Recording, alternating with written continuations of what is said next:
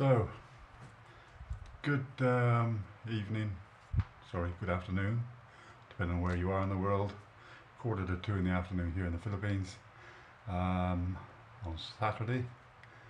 So what have we got? We've now got, let me get this right, Saturday the 26th. So as you know, I left England on Tuesday the 22nd. My first proper night's sleep on my arrival was yesterday, Friday the 25th. So 23rd, 24th, yeah, so 3 days. So it was, yeah, so it was a whole three, was it? When did I actually arrive back here? It is Saturday today, isn't it? I think it is. I am not sure even that's how bad it is. I'm pretty certain it's Saturday. I've lost all track of time, sense and reason. So let's crack on with it. So I know I updated you as I was going through my travels to get from Hereford or Herefordshire to here in the Philippines where I live for half a year. So I'm staying here till April, probably towards the end of April next year. We'll see. Well, basically, I will want to work at least 1 week of April, so I get paid in May for April's work. That gives me a bit of a cash flow then, rather than struggling for a whole month. So if I started, say, the first week of May, I wouldn't get paid till the end of the first week of June. So if I do, say, a week's work, say I'll pick up 3, maybe 4 shifts if I'm lucky, then you know that's gonna help me out. So let's crack on. So I know I gave you updates as I was coming through. I just wanted to give you now more of a detailed explanation, if you like, what happened. So well, start right from the scratch. I left Hereford Tuesday morning. Don't remember what time. I think it was about 9 o'clock. Caught the bus to Hereford. So I had got a bus from Hereford, paid for, from Hereford to Gloucester, from Gloucester to Heathrow. When I got to Hereford, I found there was a stagecoach or a different bus company going to Gloucester, and it was going almost an hour before my bus was going, and it only cost £2. Although I paid for the other one to get me to Gloucester, I thought for another sake of £2, get there nice and early, can relax a bit more once I get to Gloucester, if I need to buy anything or whatever. Anyway, this bus goes to the back of Beyond. It really does, all up to the Forest of Dean and Mishel Dean and wherever, all these different places, and it actually got there probably 20 minutes to half an hour after my original bus got there, because my bus would have taken an hour and this one took about an hour and a half. Just, and it was only £2, but that's the the reason for it. It goes on forever, and the traffic in Gloucester was bad anyway. So anyway, got there, great. Still had 3/4 an hour to spare or whatever it was, so had a pipe, had to sit down in the bus terminal there, and eventually the bus for Heathrow turned up. Great. So all aboard. Wasn't that many of us on there, probably about 20, from a big bus. There wasn't hardly anybody on there really, if you think about it. Seats to myself and everything, nice and relaxed. Off we went through Cheltenham, Cirencester and so off, and on towards down to Swindon to get onto the M4, which takes you to Heathrow. Going down the A road, dual carriageway, which heads down to Swindon from Cirencester, all of a sudden, in my own little world, all of a sudden my head got thrown forward, hit the seat in front of me, the back of the seat in front of me, so boom. Like I said online before, the pressure of it was so much I couldn't actually bring my head back on there. So what I did is I just held on both, held on tight to the seat, and I was expecting an impact. Thank heavens there wasn't one. So the bus driver did very well. I mean, seriously well. I think the brakes and the quality of these buses must be something else, because it didn't weave or wander, straight as a die, came to hold, and it just seemed to go on forever. You know, these situations, you think, oh, you're waiting for something to happen, it just goes on, but it came to a halt. I couldn't, because I was further up the back, so I couldn't see what was happening or what had happened. I heard other people talking about it, and as we pulled up into like a mini lay-by,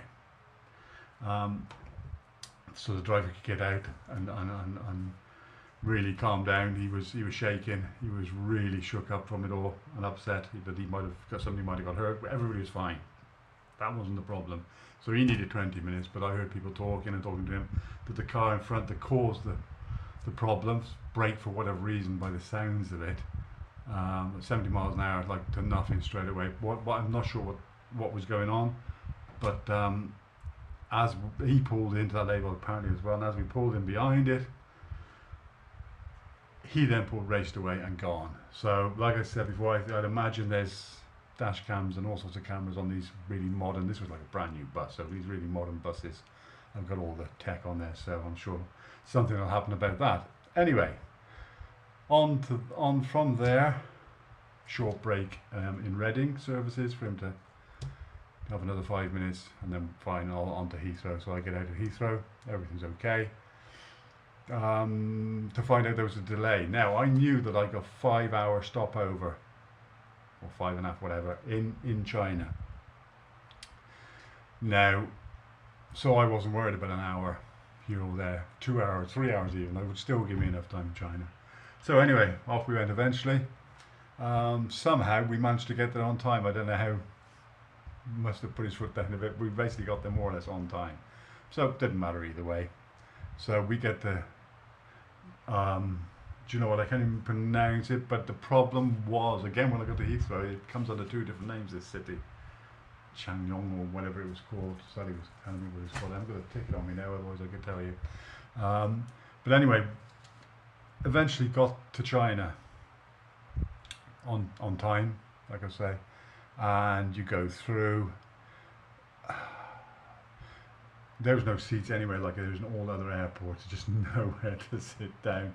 But there is at the gates, and you could go to the gates quite early, as I found out. So it wasn't an issue. So I found the right gate, walked all the way down there. A couple of shops open down there, so I managed to get myself a nice can of beer, which I deserved by then, and a pack of crisps. So charging my phone, and couldn't get onto the internet to start with. Couldn't find out how to do that, but I'll come to that in a minute. Anyway, then sat down at the gate. People slowly but surely started to join me, and more and more. Wasn't a huge amount of people, say about 100 we had altogether, and we were there, and all over the town I was coming. The flight was delayed because of the weather. No more details, nothing. Not delayed for when or how long, or just because of weather. Now I knew that there was a typhoon.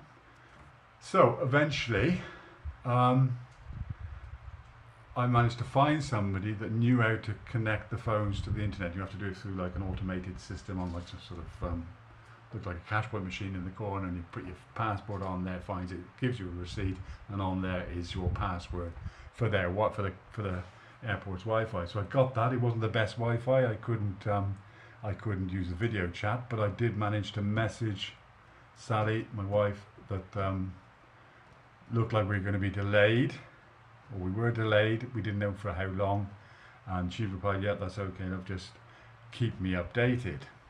That's where the problem started. After another couple of hours of that internet coming and going, and I couldn't really send any more messages, it wasn't working, that some man just came up and everybody follow me.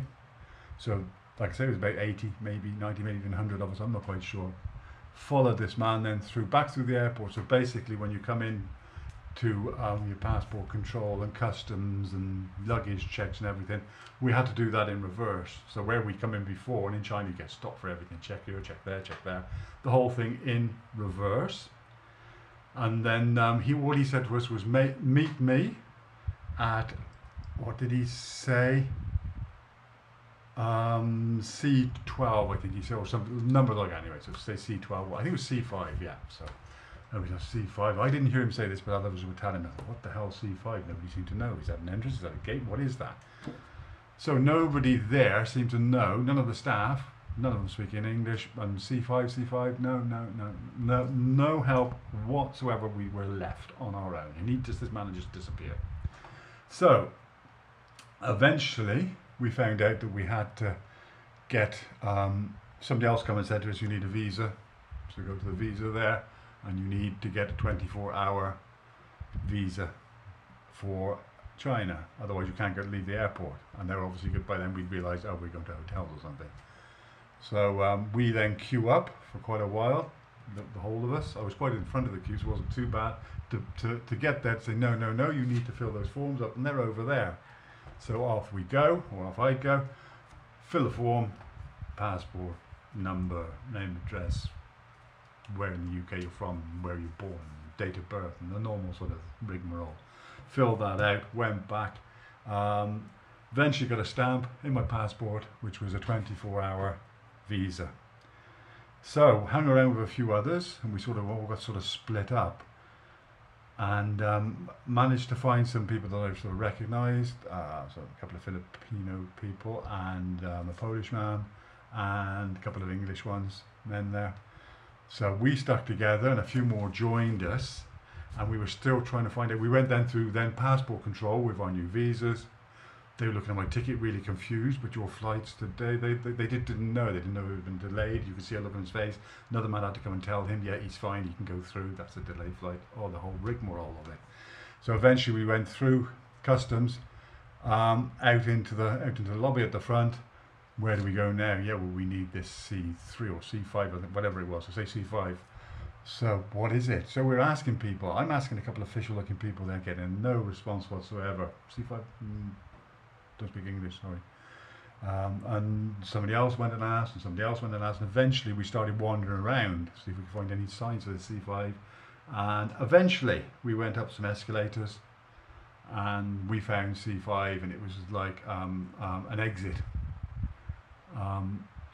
outside through customs again, to show our visas again, and then outside, and that's why this man was then waiting for us. He miraculously appeared again.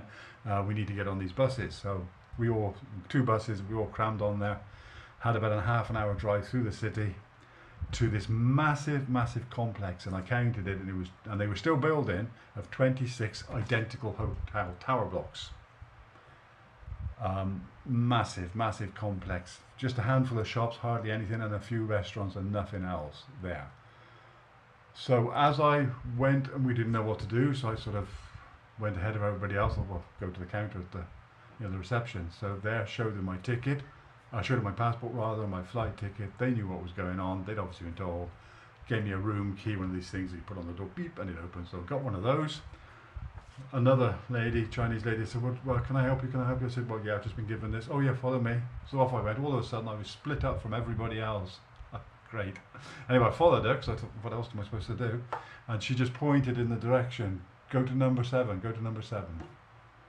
What's she talking about? What she mean was number 7 hotel, the number 7. There was that many of them. Mine was number 7.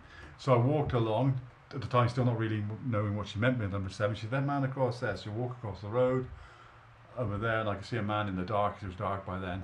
And went up and showed him that, oh yes, you come this way, come this way. And then he stopped, he said, go along there, that man. So there's another man stood by another hotel. Now that turns out to be my hotel. Showed him that. He showed me to the lift, and yeah, you go to your room. Okay, thank you. So off I go. Very plush, big 2 really nice double beds in there, lovely showers and massive TV, a view of the rest of the hotels from there and everything. So it was nice. My problem being, I hadn't seen anybody else. So every time I heard voices outside, I went out, but they were nothing to do with us. Then she said, let's go downstairs and have a walk around outside. And as I did, a young Filipino family came in, and they were in the same one as me, and they found out we're supposed to meet the next afternoon.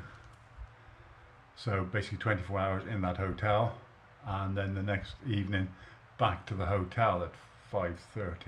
So I get up the next morning. I eventually went down at about 8 o'clock, 9 o'clock, that was at 9 o'clock. Went towards that hotel to look around, and I found 3 Englishmen talking together, so I went up to them. They recognised me, and changed names and everything. They said, have you had your breakfast yet? I said, what are you talking about? Yeah, they told us yesterday we could go and have a breakfast. I said, nobody told me anything. Didn't you have the evening meal last night? No, I had no evening meal. Nobody told me anything. I was shown where my room was, and I was left to my own devices.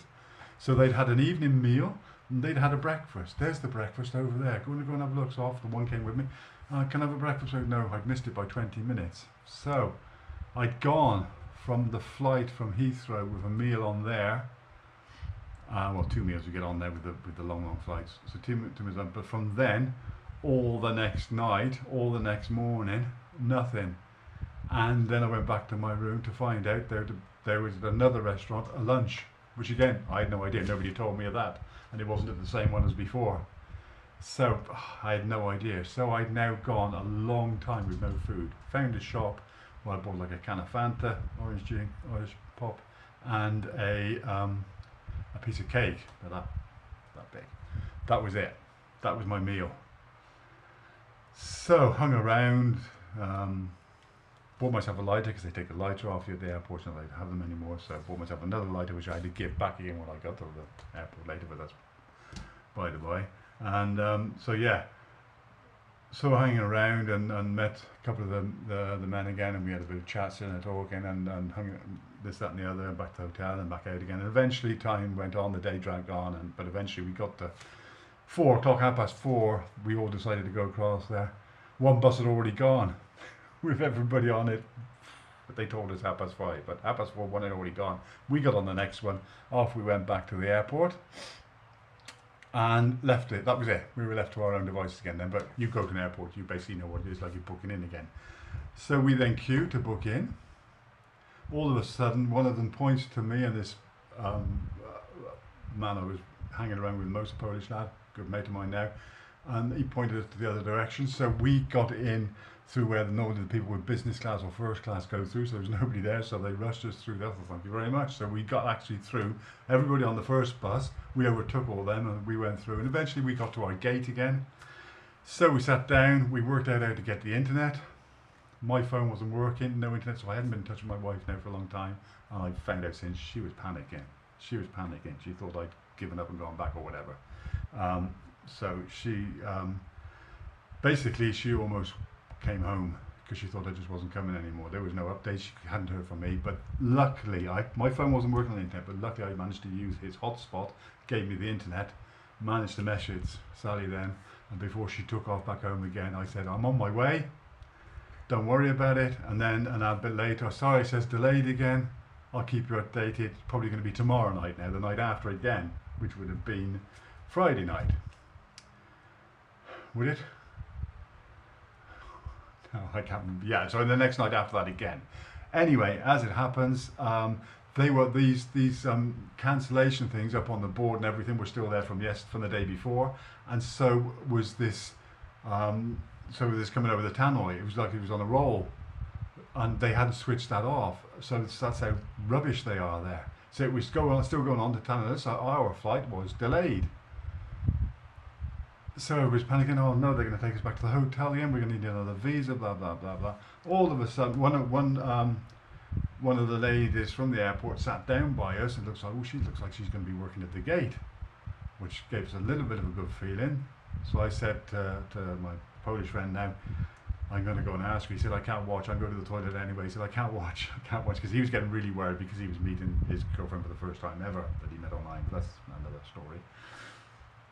So I went across. Before he went to the toilet, he looked back, he said, you could see me smiling, so it was okay. So I then messaged Sally again, we're flying, and I messaged her shortly after, we're now boarding the plane, so brilliant. So we get on the plane, 24 hours later than what we were supposed to be, but you know, we were on our way. Good flight, good meal, everything, can't complain, really nice. And then half an hour, the turbulence was quite bad, as you can imagine, because there had been the typhoon, that was hence the delay. But like sort of the last 50 miles, if you like, coming in on the plane, I've never known turbulence like it. The plane was just whoom, dropping down and back up again, and whoom, back to the left and to the right.